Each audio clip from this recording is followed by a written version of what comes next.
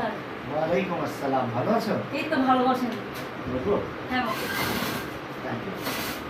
তারপরে কেমন চলছে তোমার এই তো কর্মজীবন? আলহামদুলিল্লাহ ভালো। এই তো আপনাদের দোয়া। আপনি এখানে কিভাবে? আমি এসেছি আসলে অনেক খুঁজেই তোমাকে বের করেছি। তোমার অফিসের ঠিকানা আমি ম্যানেজ করেছি, করেই তোমার সাথে দেখা করতে আসলাম।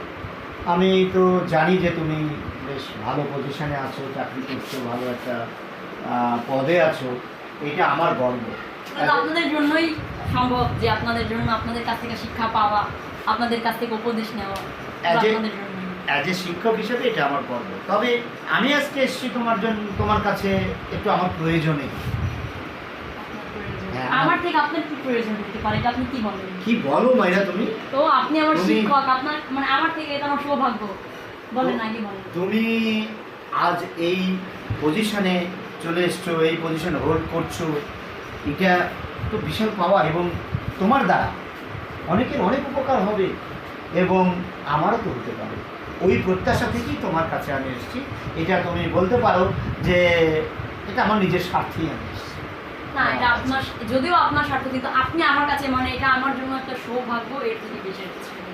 যে আমার শিক্ষক যার কাছ থেকে এত কিছু পাওয়া, সে আমার কাছে আচ্ছা কিভাবে সাহায্য করতে পারে আপনাকে আমি? থ্যাংক ইউ মাইরা, তোমার ধন্যবাদ। তুমি যেভাবে রিসিভ করেছো, আমি এখানেও গর্ববোধ করছি শিক্ষক হিসাবে যে তোমার সৌজন্যতা, তোমার রিসিভ করা, এই জিনিসগুলো আমার আসলেই ভালো লেগেছে। আমি জীবনে যত বড়ই লক্ষ্যে পৌঁছাই, যতই উপরে যাই, আপনি আমার শিক্ষক, আপনি আমার গুরুজন। মানে আমার বাবা মার পরে আমি আপনাকে চিনি। তো আমি যখন যেখানেই যাই, আমার জন্য আপনি সবসময় আগে, সবসময় উপরে। আপনি কিভাবে সাহায্য করতে পারেন? Thank you. এটা আমার তো আসল কথায় আসি, আমার ছেলেটা মাস্টার্স শেষ করেছে। এখন আমাদের দেশের অবস্থা তো জানো যে চাকরি মানে সোনার হরিণ। তো আমার ছেলেটা যদি কোনো সুযোগ থাকে বা তোমার মাধ্যমে যদি কোনো কর্মক্ষেত্র তৈরি করা যায়, তাহলে বা সেটা দিতে পারো, তাহলে এটা আমার জন্যে অনেক সহযোগিতা হবে। এই এই এই